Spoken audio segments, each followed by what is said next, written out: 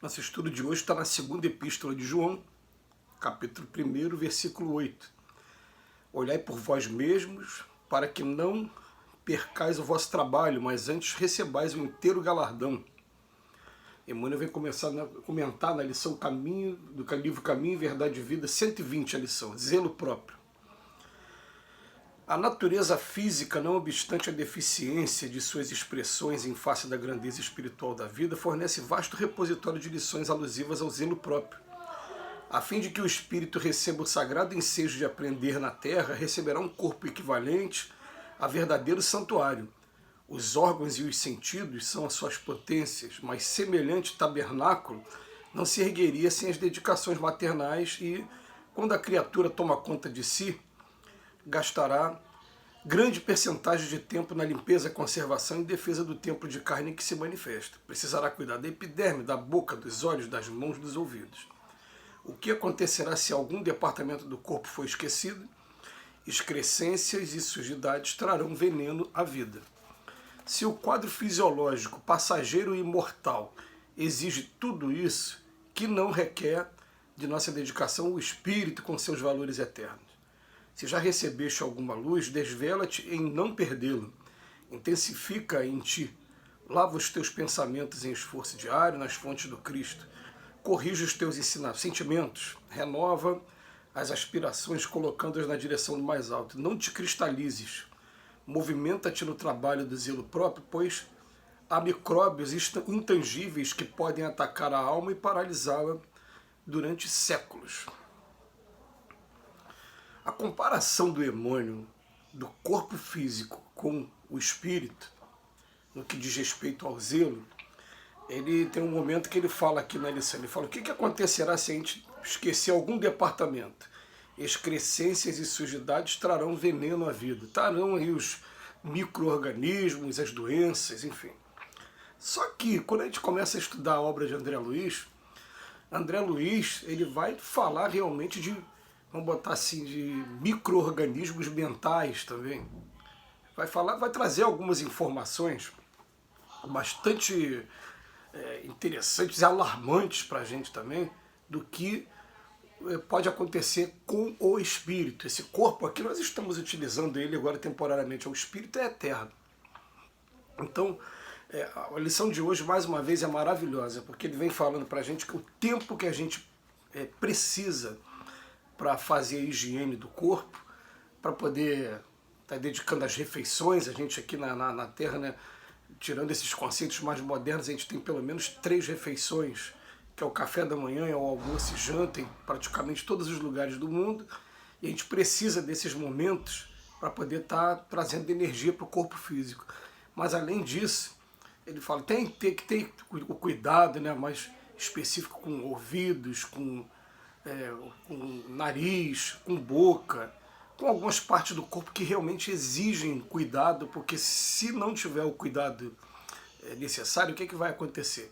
Vai comprometer todo o andamento, toda a saúde do restante do corpo. É uma partezinha que vai trazer um problema enorme. Você deixa de cuidar do seu pé, você não vai conseguir andar, né? Então o que acontece? Você tem que ter esse cuidado. Então, olha bem como é que é a comparação, e a comparação é maravilhosa. A gente entra num trabalho agora de conhecimento do espírito imortal que nós somos. E como é que a gente faz esse conhecimento? Santo Agostinho recomenda que faça igual ele fazia, que sempre, todo dia de noite, quando fosse colocar a cabeça no travesseiro, fizesse uma prece fervorosa e nessa prece você interrogasse a sua consciência, o anjo da guarda, na verdade, se nós fizemos alguma coisa durante o dia que fosse contrário ao Evangelho, que a gente pudesse fez, que pudesse ser mostrado para que a gente tomasse a coragem no dia seguinte de reparar o mal que a gente fez, ou então de iniciar a reparação.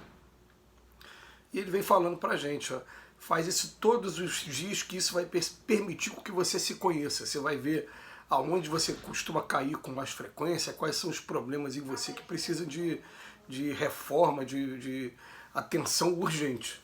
Então a gente vai fazendo esse trabalho. Conforme a gente vai fazendo esse trabalho, você identificou várias coisas que, né, que você ainda tem problema, e às vezes os amigos, as pessoas que estão convivendo com a gente, podem servir como base de comparação para a gente falar, pô, naquele problema ali eu não tenho mais dificuldade. Nisso aqui eu não tenho mais dificuldade, mas às vezes uma coisa que eu tenho dificuldade pode me levar a um sofrimento tão profundo que daqui a pouco, quando eu estiver no plano espiritual, eu posso estar numa região umbralina, numa região de sofrimento, de socorro mesmo, por conta de uma parte que eu deixei de atender. Então a comparação aqui, né? O meu ouvido me fez ter uma infecção e eu parar de ouvir porque eu não cuidei do meu ouvido. Eu não aprendi a perdoar e de repente, por conta dessa mágoa que eu carrego, eu estou sendo joguete dos espíritos lá do outro lado da vida. De maneira que a comparação é maravilhosa, maravilhosa. A gente precisa sim se compenetrar, porque o que acontece? Já aconteceu comigo, às vezes acontece comigo, vou ser sincero, daí de pensar assim, mas eu já consegui resolver tantas coisas só nesse campo aqui que eu ainda tenho dificuldade. Não, mas é esse campo aqui que está deixando a brecha que pode trazer daqui a pouco os sofrimentos. Então é esse campo aqui que precisa de uma atenção, precisa realmente de cuidado. A gente vê às vezes nos adeptos da doutrina espírita, principalmente, vou falar da minha religião, pessoas com uma preocupação de serem os intelectuais espíritas, de devorarem toda a obra de André Luiz, toda a obra de Emmanuel, toda a obra de Humberto de Campos, de Meimei, de Neio Lúcio. Aí daqui a pouco você vai lá para Joana de Ângelo também, vai lá para Manuel Filomeno de Miranda, vai lá para Victor Hugo, vai lá para Amélia Rodrigues, e vem para Dona Ivone Pereira, e a pessoa fala com uma alegria, né, que leu aquilo tudo, tá, mas peraí, você está se tornando um intelectual espírita, tudo bem, mas e aqueles problemas que nós trazemos? Às vezes é muito melhor, por exemplo, eu descobri que eu tenho um problema com agressividade, eu procurar ler tudo que vier sobre agressividade. Eu tenho um problema sério com sensualidade, então eu vou procurar ler tudo com relação à sensualidade.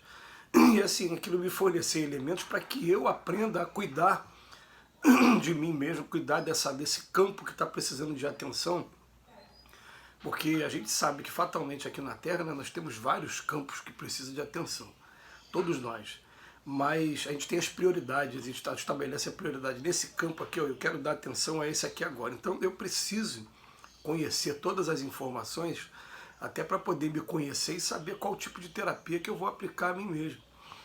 A gente começa a fazer laboratório da nossa vida, fazendo essas mini terapias, a gente vai conseguindo corrigir e vai conseguindo fazer o esforço para domar as nossas más inclinações. E isso naturalmente vai trazendo a nossa transformação moral, que é o conceito de espírita que o espírito de verdade dá para gente, né? Reconhece o verdadeiro espírita pelo esforço que ele faz em domar suas más inclinações e por sua transformação moral. Então, vale a pena, sim, a gente estabelecer uma disciplina para poder cuidar da nossa casa, para os nossos trabalhos, para cumprir as nossas obrigações em família, cumprir nossas obrigações profissionais. Vale a pena, sim, mas vale muito mais a pena a gente começar a observar aonde a gente deixa a brecha moral e aonde a gente consegue, sim, fazendo pequenos trabalhos, e trabalhos que são diários, né? E se permitindo também perdoar quando houver algum equívoco, quando houver algum deslize, mas logo em seguida levantar a cabeça e falar, não, é esse pequeno deslize que se eu não der atenção daqui a pouco, ele vai trazer complicações para mim. E a gente sabe que a responsabilidade tem um tamanho do conhecimento. A pior coisa é você chegar daqui a pouco do outro lado da vida e saber que dependia de você, você está numa condição melhor e você, por um pouquinho de esforço a menos, não teve coragem de ter esse esforço, você acabou tomando um caminho de sofrimento que vai trazer muita dor, muita complicação. Então fica aí o estudo maravilhoso de Emmanuel hoje, fazendo uma comparação, falando do zelo próprio. A gente tem o costume ainda aqui na Terra de enxergar o corpo como se fosse um patrimônio eterno. A gente sabe que não é hoje. Esse corpo aqui, tem prazo de validade, está envelhecendo, está indo embora. Eu tenho que cuidar dele para que ele não traga reflexos para mim de verdade, para o espírito que eu sou. Mas eu cuidando do espírito que eu sou de verdade, eu estou fazendo um tratamento para a vida eterna, porque eu vou estar aqui para qualquer lugar do universo que eu seja mandado pelo Pai. Que Jesus nos abençoe hoje e sempre. Eu te agradeço, Emmanuel, mais uma vez pela reflexão.